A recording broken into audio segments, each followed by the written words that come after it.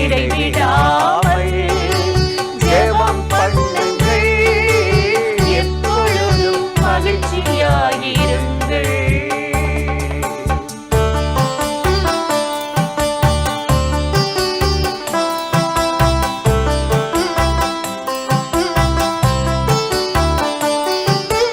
நம்பிக்கையில் எப்பொழுதும் சந்தோஷமாயிருங்கள், சந்தோஷமாயிருங்கள். துன்ப வேளையில் பொறுமையாயிருங்கள். நம்பிக்கையில் எப்பொழுதும் சந்தோஷமாயிருங்கள், சந்தோஷமாயிருங்கள். துன்ப வேளையில் பொறுமையாயிருங்கள். அசதியாயிராமல் ஜாக்கிரதையாயிருங்கள், அசதியாயிராமல் ஜாக்கிரதையாயிருங்கள். ஆவியில் அனலாக ஊழியம் செய்திடுங்கள், ஜெபத்தில் நில்லுங்கள், எப்பொழுதும் மகிழ்ச்சியாயிருங்கள்.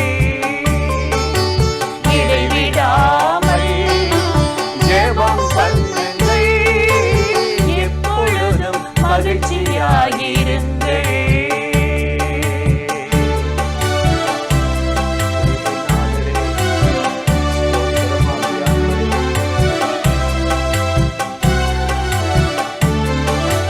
கர்த்தருக்குள் மகிழ்ச்சியாய் இருப்பது உங்கள் பலனே, இருப்பது உங்கள் பலனே. எது இல்லாமல் போனாலும் கர்த்தர் உங்கள் பலனே. கர்த்தருக்குள் மகிழ்ச்சியாய் இருப்பது உங்கள் பலனே, இருப்பது உங்கள் பலனே. எது இல்லாமல் போனாலும் கர்த்தர் உங்கள் பலனே. பலத்தாலிடை கட்டி வழியை செவ்வைப்படுத்தும் தேவனே, பலத்தாலிடை கட்டி வழியை செவ்வைப்படுத்தும் தேவனே. மான்கால்கள் போலாக்கி உயர் ஸ்தலத்திலே நிறுத்துவார், கவலை வேண்டாமே, எப்பொழுதும் மகிழ்ச்சியாயிருங்கள். இடைவிடாமல் ஜெபம் பண்ணுங்கள், எப்பொழுதும் மகிழ்ச்சியாயிருங்கள். இடைவிடாமல் ஜெபம் பண்ணுங்கள். என்ன நேர்ந்தாலும் நன்மை என்று சொல்லுங்கள், என்ன நேர்ந்தாலும் நன்மை என்று சொல்லுங்கள். இதுவே உங்களை குறித்து அவரின் சித்தமே, தேவ சித்தமே. எப்பொழுதும் மகிழ்ச்சியாயிருங்கள். இடைவிடாமல் ஜெபம் பண்ணுங்கள், எப்பொழுதும் மகிழ்ச்சியாய் இருங்கள். பிரியமானவர்களே, ஆண்டவராகிய இயேசுவின் நாமத்தினாலே இந்த காலை நேரத்தில் இயேசுவை தினம் பார்ப்போம் என்ற இந்த நிகழ்ச்சியின் மூலமாக உங்களை சந்திப்பதில் மிகுந்த மகிழ்ச்சி அடைகிறேன். கர்த்தர் நல்லவர், கிருபையும் இரக்கமும் நிறைந்தவர். இந்த நாளில் கட்டாயம் உங்களை ஆசீர்வதித்து நன்மையினாலும் கிருபையால் நிரப்பி நடத்துவார். இன்று கூட ஒரு வேத வசனத்தை உங்களுக்கு ஞாபகப்படுத்தி சில காரியத்தை சொல்லி ஜெபம் பண்ணுவது நல்லது என்று உணர்ந்தேன். நீதிமொழிகள் 8:31 வசனம் சொல்லுகிறது, நான் நித்தமும் தேவனுடைய மனமகிழ்ச்சியாயிருந்து அவரை சந்தோஷப்படுத்தினேன். ஒரு மனுஷனுடைய வேலை என்ன தெரியுமா? ஆண்டவரை சந்தோஷப்படுத்துவது, பிரியப்படுத்துவது. இன்னைக்கு ஒரு கட்சி தலைவரை பாருங்க, அவரை சந்தோஷப்படுத்தவங்க தொண்டர்கள், அவருடைய ஆட்கள் என்னென்னமோ செய்கிறாங்க. ஒவ்வொரு கணவன் ஒரு மனைவியை சந்தோஷப்படுத்த எவ்வளவு வாங்கி கொடுக்குறாங்க.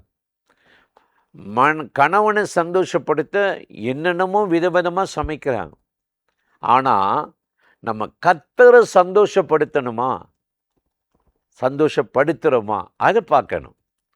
இந்த பூமியில் கர்த்தர் எதுக்கு நம்மளை வச்சு நம்மளை தேடி வந்து நம்ம மத்தியில் தங்கி இருக்கிறாருன்னா, நம்ம அவருக்கு நம்மால் ஒரு சந்தோஷம் வரணும், மனமகிழ்ச்சி வரணும்.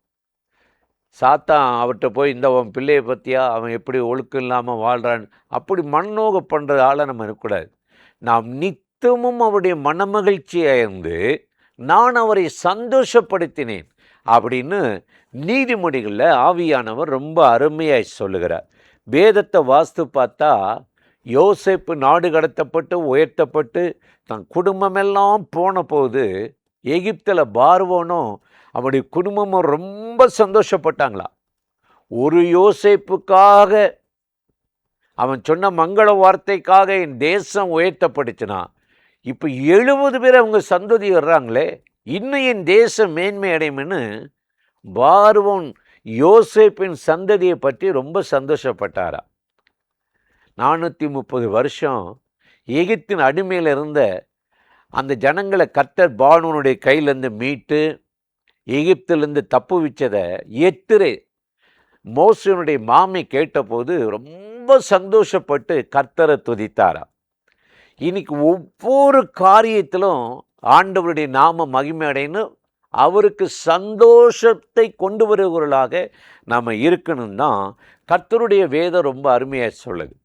அப்போ தொடர்ந்து நீங்கள் வேதத்தை வாசித்தீங்கன்னா எப்படி எல்லாம் அவரை சந்தோஷப்படுத்தலான்னா, 1 சாமுவேல் 2:1 எடுத்து நாம் வாசித்தால் அன்னாள் பாடுகிறார், என் நாவு கர்த்தரை துதிக்கும்னு சொல்லிட்டு நான் அவருடைய ரட்சிப்புக்குள் சந்தோஷப்படுகிறேன். முதல்ல அவர் எப்படி சந்தோஷப்படுத்துறேன்னா, நம்ம பொல்லாத வழியை விடணும், முரட்டு குணத்தை முடியணும். எனக்கு செய்ய தெரியும், நான் பார்த்துக்குவேன், என்னால் நடக்க தெரியும். இல்லை, நம்மை நடத்த ஒரு தேவன் இருக்கிறார்.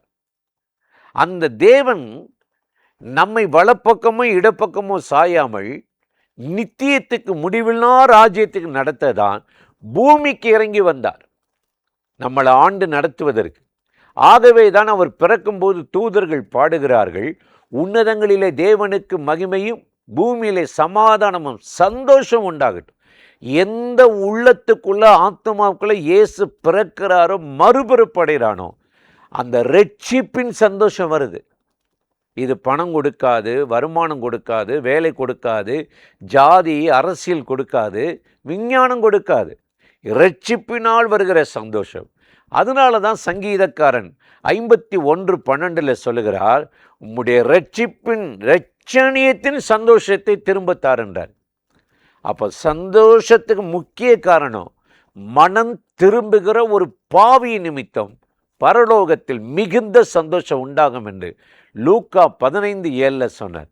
இப்போ இன்னைக்கு நம்ம அவரை சந்தோஷப்படுத்த மனம் திரும்புதல், பொல்லாத வழிகளை விட்டு அவருக்கு பிரியமாக நடந்து அவரை சந்தோஷிப்பிக்கிறதற்கு தான் கர்த்தமலை நடத்தியிருக்கிறாரு, ரட்சித்திருக்கிறார். தொடர்ந்து வேதத்தை வாசித்து பார்த்தீங்கன்னா, உன் எஜமானனுடைய சந்தோஷத்துக்குள்ளே பிரவேசிக்கணுமா. மத்தேயு 25:23 பார்க்குறோம். நமக்கு ஒரு சந்தோஷம் வச்சிருக்கிறாரு. நீதியாக வாழ்ந்தா, விசுவாசமாக வாழ்ந்தா, பரிசுத்தமாக வாழ்ந்தா, அதற்கு ஒரு பிரதிபலன் கைமாற கர்த்தர் வச்சிருக்கிறார். அப்போ ஆண்டவர் என்ன செய்கிறாரு சொல்கிறாரு அப்படின்னா, இந்த வசனம் சந்தோஷம், எஜமானுடைய சந்தோஷம். அந்த எஜமான் யார்? இயேசு தான். அவர் தான் நம்ம உண்டாக்கினவர், நமக்கு எல்லாம் ராஜா அவர் தான். அவர் நம்மளை ஆண்டு நடத்தணுமா இல்லையா? இன்னைக்கு அவருக்குள்ளே நம்ம வாழும்போது நம்ம பேரை அவர் பரலோகத்தில் எழுதுகிறார். இப்போ எல்லாம் ஓட்டு போட்டு தமிழ்நாட்டில் எலெக்ஷன் நடந்து ஜெயிச்சு வந்திருக்கிறாங்க. அதில் எஸ்ஐஆர் ஃபார்மில் ஃபில்லப் பண்ணி இருந்தவங்க பேர் இருந்தால் தான் ஓட்டு போட முடிஞ்சிச்சு, இல்லாதவங்களும் போட முடியல. இப்போ பரலோகம் போகிறதுக்கு உங்கள் நாமங்கள், பெயர்கள் அங்கே எழுதப்படணும். சீசர்கள் ஒரு நாள் பிசாசெல்லாம் துரத்திட்டேன், முடிய பண்ணிட்டேன், ரொம்ப அலப்பறை பண்ணி குதிச்சு கும்மாளமிட்ட போது இயேசு சொல்கிறாரு, பிசாசுகள் அடங்குச்சுன்னு சந்தோஷப்படாதீங்க, உங்கள் பெயர் எழுதப்பட்டு இருக்கிறதுன்னு சொன்னார். பரலோகத்தில் எழுதப்பட்டிருக்கிறது. இன்னைக்கு அந்த எழுதப்பட்டதுனால, இயேசுவின் இரத்தத்தினால் மீட்கப்பட்டதுனால நீங்கள் சந்தோஷம் அடையணும். இதுதான் விஞ்ஞானத்திலேயோ பணத்திலே அல்ல. அதனால தான் பவுல் எழுதுகிறார் பிலிப்பியர் 4:4 கர்த்தருக்குள் எப்பொழுதும் சந்தோஷமாயிருங்க.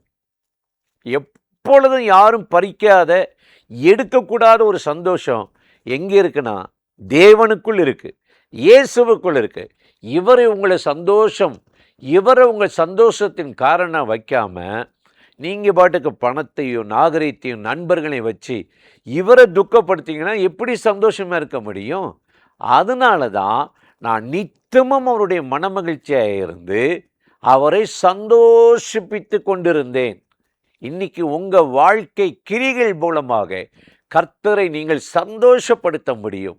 அதற்குத்தான் ஆண்டவர் இரட்சிப்பின் சந்தோஷத்தை கொடுத்து உலகத்தின் ஆவியை கொடுக்காமல் அவருடைய ஆவியை கொடுத்து அவருக்கு பிரியமான பிள்ளைகளாக மனமகிழ்ச்சி உண்டாக்குறவர்களாக மாற்ற இயேசு வந்தார். அந்த தேவன் இன்றைக்கு உங்களை ஆசீர்வதித்து இந்த நாளில் அற்புதமாக நடத்துவார். அந்த தேவாதி தேவனை நோக்கி நாம் இப்பொழுது ஜெபிக்கலாமா? அன்பும் இரக்கமும் கிருபை நிறைந்த நல்ல ஆண்டவரே, இந்த ஆசீர்வதிக்கப்பட்ட நாளுக்காக, நேரத்துக்காக, நீர் கொடுத்த இந்த சந்தோஷம், இரட்சிப்பின் சந்தோஷத்துக்காக உமக்கு நன்றி. யாரெல்லாம் இந்த நிகழ்ச்சியில் இணைந்து இந்த வார்த்தைகளை கேட்டு கூப்பிடுகிறார்களோ, ஜெபிக்கிறார்களோ, அத்தனை பேர் மேலும் உம்முடைய பரிபூரண வல்லமையும் சந்தோஷம் இறங்கட்டும். ஒடுக்குகிறவன், வேதனைப்படுத்துகிறவன், கலங்க பண்ணுகிறவன், இருதயத்தில் தேவையில்லாத துக்கத்தை கொண்டு வருகிற ஆவிகள் விலகட்டும், மனிதர்கள் விலகட்டும். உம்முடைய பிள்ளைகளை பூரண சமாதானத்தோடு வேலையடைத்து காத்துக்கொள்ளும். இயேசுவின் நாமத்தில் வேண்டுகிறோம் பிதாவே. ஆமேன், ஆமேன்.